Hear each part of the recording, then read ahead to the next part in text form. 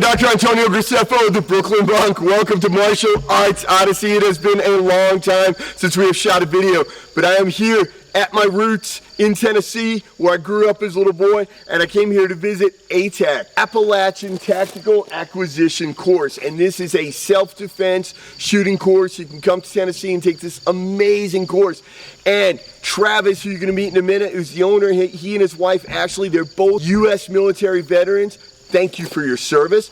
And they were both trained by our military. They served our government, and now they're here to pass those skills on to you. And it's been an incredible experience for me.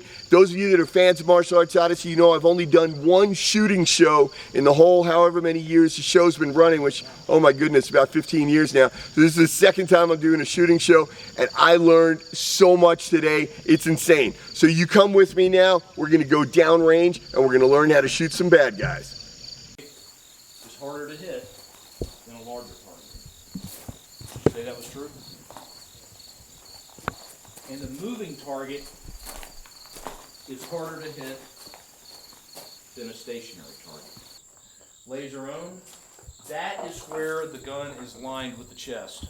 Pull the trigger, and I want to take a snapshot of my wrist, elbow, shoulder, lower back, knee.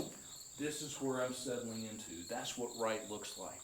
Take a step, find the target, pull the trigger.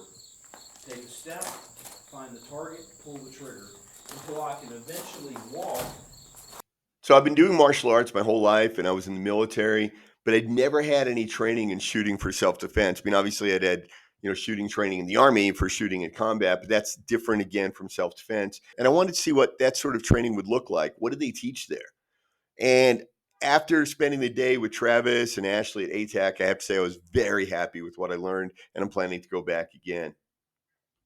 First off, Travis and Ashley are both veterans, and they used the walk, crawl, run method, which is what we used to use in the Army. So what that meant was you start off in the morning with the crawl, which is basically the instructor telling you how to do it, talking to you about it. Then you crawl through it. You do it very, very, very slowly. Then you do the walk method and you walk through it a little bit faster. And then you do the run method. And then during the run phase, that's where you start actually firing and trying to move quickly. Even that, the average person does not know how to move and shoot at the same time. Even when I was in the Army, believe it or not, I really wasn't trained in moving and shooting at the same time. We were always told to take a prone position, seek cover, take a prone position, shoot around the cover, and shoot the bad guys. Well, with this training, self-defense training, you're learning to shoot while you're moving, which is a lot more realistic for a self-defense scenario, because remember, in self-defense, the most important thing is that you want to survive. You want to escape and survive. Your goal isn't really to kill bad guys, whereas in the Army, your goal is to kill bad guys. In a self-defense scenario, your goal is to stay alive, to save yourself and save your family. That may entail gathering up your family, your loved ones, hustling them out of the room while returning fire at a bad guy. And remember, if you keep firing at the bad guy, even if you're not hitting him, just firing at him takes him out of his game plan, takes him out of his aim, and increases your chances of survival. Right, put the heel of our palms together. We just transfer the gun that quick. Come back over, just lay it in there. Put the palms together and just literally lay the gun over to the other hand. Moving marksmanship. As I come across, I'm back behind cover, and you'll see the cover's open to the right, so now the gun's in the wrong hand again. So now switch back over and protrude out. As far as the equipment goes, I'd never used a silencer before. I'd never used a laser sight, and I'd never used a light before. But after doing the training all day, clearing 75 rooms, I felt very comfortable with the equipment, and I really liked the equipment by the end of the day.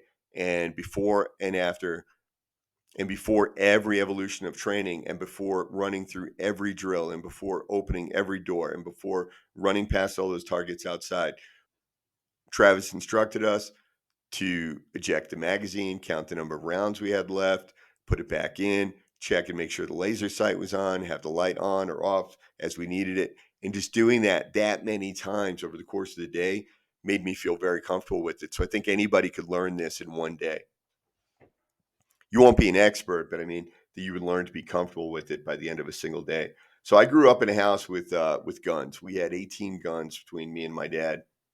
If you didn't grow up with guns, one of the things that was very helpful in this training was that you loaded all your own magazines. So each drill that we did generally had about 10 magazines. So you would load them, you'd go do the drill, and then you go back to the break room and reload the next 10 magazines. So again, for people who didn't grow up with guns, you probably aren't used to loading a magazine. And so this one makes you very comfortable with the weapon because you have to eject the magazine, you have to clear the chamber, then you have to reload the new rounds and doing all this gun handling, ejecting, opening, closing, safety on, safety off. All this is really good for just familiarization with the gun, getting used to handling the gun.